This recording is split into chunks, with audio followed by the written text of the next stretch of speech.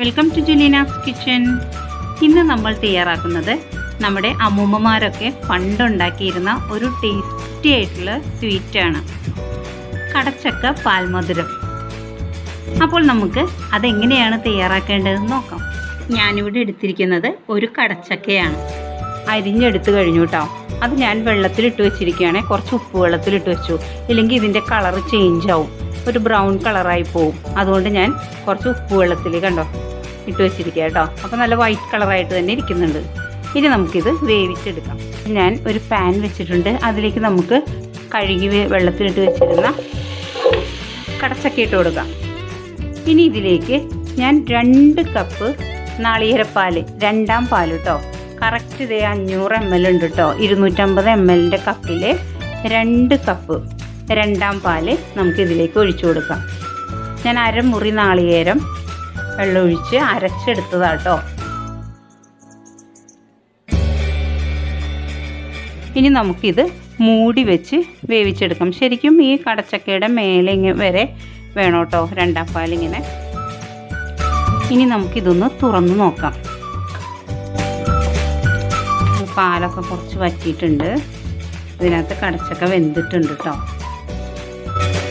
ഇനി നമുക്ക് ഒരു കടച്ചക്ക എടുത്തിട്ട് അത് വെന്തോന്ന് ഒന്ന് നോക്കാം. കണ്ടോ, കടച്ചക്ക നന്നായി വെന്തിട്ടുണ്ട് കേട്ടോ. ഇനി ഇതിലേക്ക് നമുക്ക് പഞ്ചസാര ഇട്ട് കൊടുക്കണം.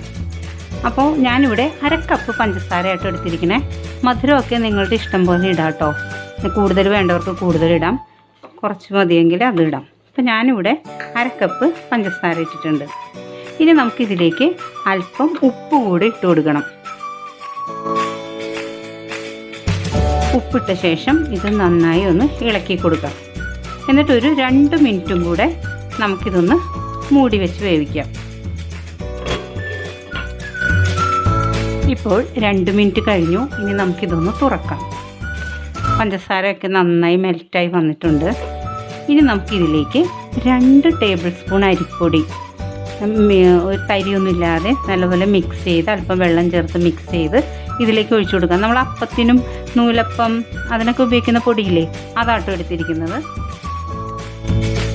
ഒട്ടും തരിയൊന്നും ഇല്ലാതെ ഞാൻ നന്നായി മിക്സ് ചെയ്തെടുത്തു കേട്ടോ. ഇനി നമുക്കിത് ഇതിലേക്ക് ഒഴിച്ചു കൊടുക്കാം.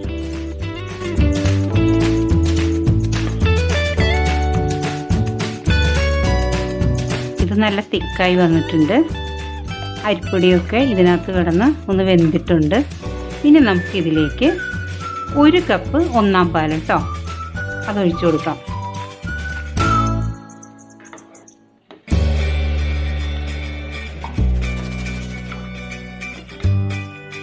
ഒന്നാം പാൽ ഒഴിച്ചു കഴിഞ്ഞാൽ പിന്നെ അധികം തിളയ്ക്കാൻ പാടില്ല.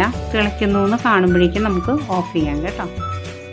ഇനി നമുക്കിതിലേക്ക് 1/2 ടീസ്പൂൺ ഏലക്കാപ്പൊടി ഇട്ട് കൊടുക്കാം. എന്നിട്ടിത് നന്നായി ഒന്ന് മിക്സ് ചെയ്യാം. ഇപ്പോൾ ചെറുതായി തിളയ്ക്കാൻ തുടങ്ങുന്നുണ്ട്. ഇനി നമുക്ക് ഫ്ലെയിം ഓഫ് ചെയ്യാം.